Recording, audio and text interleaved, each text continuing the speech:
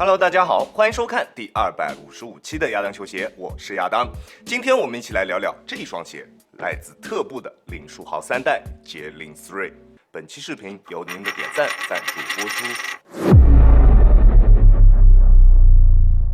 第一次看到这一双鞋，你会想到哪一个鞋款呢？我觉得这一双鞋跟特步自己家的游云6代真的特别像。那你觉得呢？整双鞋的鞋型棱角分明，比较具有力量感。但是作为林书豪的签名鞋，一个后卫的签名鞋，我觉得这一个外观设计好像缺少了那么一点速度感。不知道大家的看法是不是跟我一样？在配置方面，中底使用了全掌的特爆，内部还有一块小的长方形碳板，还有一块前插的 TPU 键。虽然并没有给到像上一代一样的铲形碳板，但是总的来说也是够用的。在配置方面没有什么问题。而在鞋面方面，则使用了高强度的针织材料，加上中间位置处的像是太空棉的材质，在后跟处用了一块类皮质的材料，加强了后跟处的强度。而它鞋面最让人眼前一亮的地方，就是它在后跟的内里几乎全部使用了猫舌布，增加球鞋与双脚的摩擦力，减轻它的掉跟现象。而在实战的过程中，也确实它完全不会出现任何的掉跟现象，即使是在鞋带没有系得很紧的一个情况下，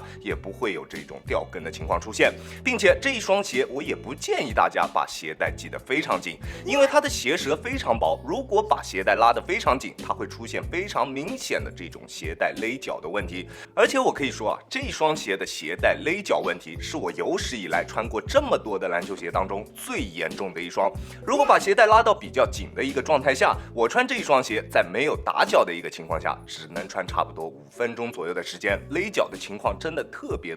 严重，特别难受。而造成这一个问题的也不光只有鞋舌薄这一个问题，还有一个问题就是它的中底刚性过高了。在第一次穿的时候，能明显感觉到它的中底刚性特别高，而且它的大底造型是这种特别平整的造型。如果你想要跑动，就必须要依靠鞋面来带动它的中底。而在第2、第3次穿的时候，就能明显感觉到它的整体刚性会有比较明显的一个衰减。因此，在之后几次穿着的时候，它的勒脚现象会有所缓解，但是依旧还是会比较难受的，还是会有勒脚的情况存在。那如果你穿这一双鞋想拥有比较好的穿着舒适度，要么就是把鞋带系松一点，要么就是打脚，而且要在最后一对鞋带孔位置处打得稍微厚一些，来缓解这种勒脚的情况。但是如果你想要这种问题完全消失，除了更换一副宽一些的扁鞋带之外，我是想不出有什么更好的办法了。而在不更换鞋带的一个情况下，不管是打脚还是系松一点，在穿着的时间长了之后，还是会特别疼，还是会特别的难受，这一点你必须要了解到。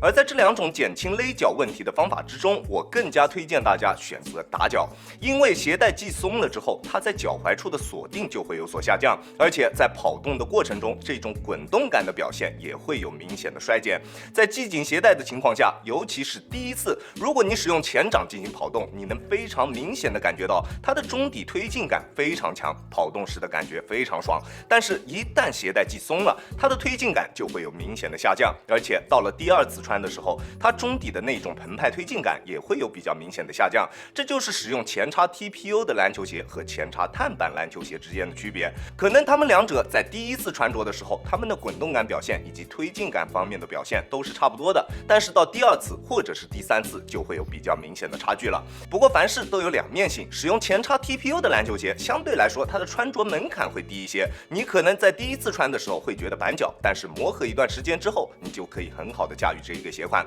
而搭载前插碳板的篮球鞋，你可能一直都没有办法很好的去驾驭它，这一点应该很好理解吧。这一双鞋的中底轮毂落差控制的还是比较不错的，穿上脚之后并没有什么前高后低或者是前低后高的感觉。按照道理来说它应该对于运动习惯的适配是比较广的，不管是习惯使用前掌跑动的球员还是全掌跑动的球员，它应该都可以适配，但实际上并不是这样。这一双鞋还是更加适合使用前掌进行跑动的球员去进行选择。大家也可以看到它的大底做得非常的平整，虽然可以得到比较不错的稳定性表现，但是它在跑动时的滚动感方面就会有比较明显的一个损失。如果你习惯使用全掌进行跑动，在后跟过渡到前掌的时候，你会明显感觉到后掌的过渡是非常流畅的，但是一旦要到达前掌的时候，它整一个鞋底直接就拍在了地上，过渡的感觉非常糟糕。但是如果你用前掌跑，就完全没有这个问题。如果你在考虑这个鞋款，我建议你自己考虑一下自身的运动习惯是怎么样的，好吧？这双鞋还有一个比较明显的问题，那就是它的鞋面。它的鞋面整体的用料可以归结为一个字，就是硬。鞋面每一个部位的材料都非常硬，除了最应该做厚一些、做硬一些的鞋舌之外，球鞋的鞋楦宽度适中，更加适合正常脚型的兄弟去进行选择。其他脚型我都不是特别推荐，因为鞋面的用料过硬，延展性很低。如果宽脚穿它，一定会夹脚；瘦脚穿就会出现非常明显的这种鞋面与双脚不贴合的一个问题。穿在里面就感觉鞋是鞋，脚是脚，前掌的鞋脚一体性还是蛮糟糕的。而且同样因为鞋面材料过硬，穿它在跑动的过程中弯折点卡脚的问题也非常的严重。虽然没有勒脚问题这么严重啊，但是在舒适度方面也同样要扣掉不少的分数，并且这种高强度的热熔加编织的鞋面材料，在长时间的穿着之后，它的使用寿命我也并不是特别看好，到后期一定会出现弯折点纤维断裂，甚至是破裂的情况，这一点你必须要了解。这些就是这一双鞋身上的缺点了，但是它确实也有比较多亮眼的地方。最大的一个优点就是它的整体强度，高强度的鞋面加上高强度的整体鞋身刚性，打高强度的比赛绝对可以说得上是游刃有余。再加上它出色的稳定性表现，这双鞋的保护性绝对可以算是顶级的。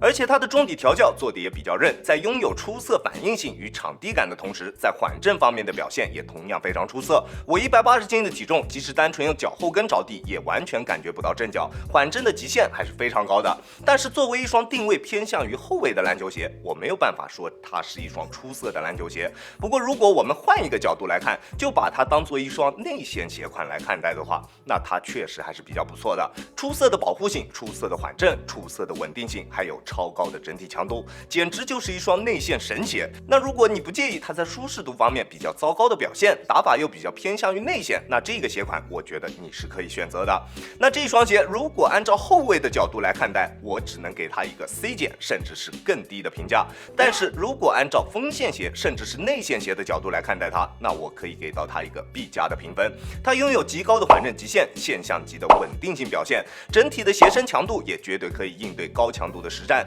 作为林书豪的签名鞋，我会给它一个不及格的分数。但是如果它的代言人换成勒布朗詹姆斯，我觉得这一双鞋除了在舒适度方面没有做好之外，在其他各方面都绝对是贴合他代言人去量身定制的一个鞋款。但是事实就是啊，他的代言人是林书豪，这本应该是一双定位偏向后卫的篮球鞋，这一点我是没有办法接受的。那看完这一期视频，你还有购买这一双鞋的欲望吗？那如果你还是想要购买这一双鞋的话，在尺码的选择方面，我平时李宁穿42，耐克穿42.5，这双鞋我选择42码还是比较合适的，你可以适当参考一下。OK， 这就是本期视频的全部内容了。再次感谢大家观看本期的亚当球鞋，亚当球鞋一切从实战出发，我是亚当。如果你觉得我的视频可以帮助到你，希望你可以关注我，并且顺手给我点一个赞，这就是对我最大的支持了。好了，那我们下期视频再见吧，大家有空来做 ，peace。